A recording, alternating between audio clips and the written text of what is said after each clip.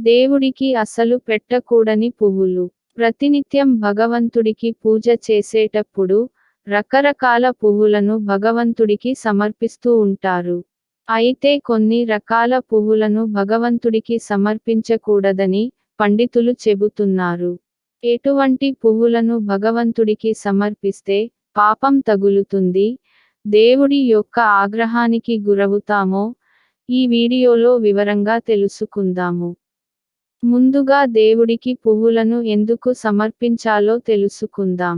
ఎవరైతే పూజ చేస్తారో వారు భగవంతుడికి భక్తితో మరియు స్వచ్ఛమైన మనసుతో పువ్వులను సమర్పిస్తారో వారి యొక్క పూజను భగవంతుడు స్వీకరిస్తాడు అని శ్రీకృష్ణ పరమాత్ముడు భగవద్గీతలో చెప్పడం జరిగింది.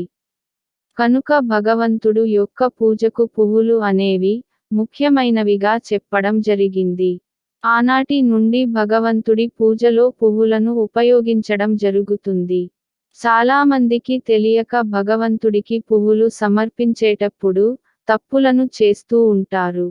చాలా రకాల పువ్వుల నుండి పరిమళభరితమైన సువాసనలు వస్తూ ఉంటాయి. అందుకొరకు పూజ చేసేటప్పుడు చాలామంది పువ్వులు యొక్క వాసనను చూడడం వలన ఆ పువ్వులు అనేవి పూజకు పనికిరావు.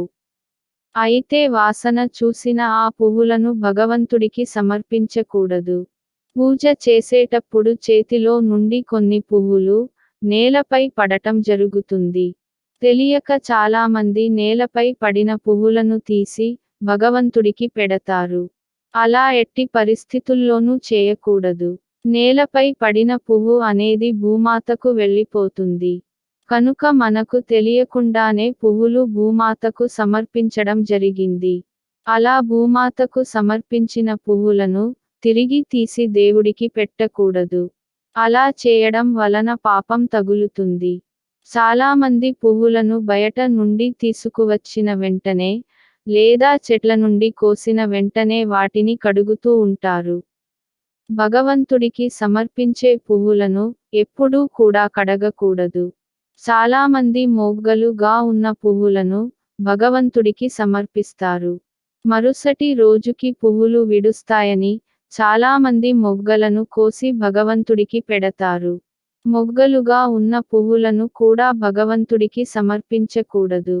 వికసించిన పువ్వులను మాత్రమే భగవంతుడికి సమర్పించాలి. భగవంతుడికి సమర్పించే పువ్వులను తప్పకుండా ఒకసారి పరీక్షించాలి. ఎందుకంటే చాలా పువ్వులలో సుగంధ ద్రవ్యాల వాసన వలన పురుగులు అనేవి ఉంటాయి. పురుగులో ఉన్న పువ్వులు పూజకు పనికిరావు.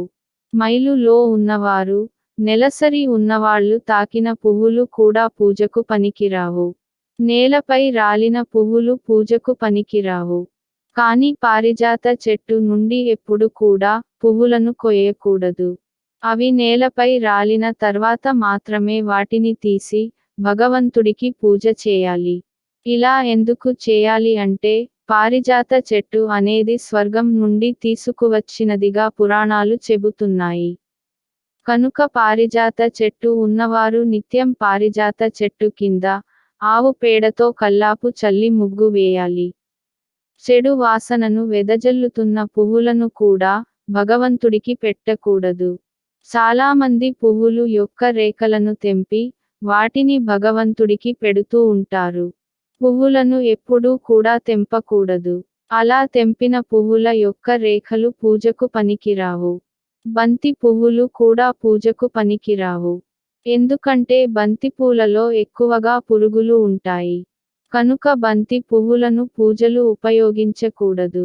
భగవంతుడికి పువ్వులను సమర్పించేటప్పుడు ఎప్పుడూ కూడా ఎడమ చేతితో పువ్వులను తీసుకోకూడదు. కుడి చేతితో మాత్రమే పూలను తీసుకుని కుడి చేతితో భగవంతుడికి పెట్టాలి. వాసన లేని పువ్వులను కూడా భగవంతుడికి సమర్పించకూడదు.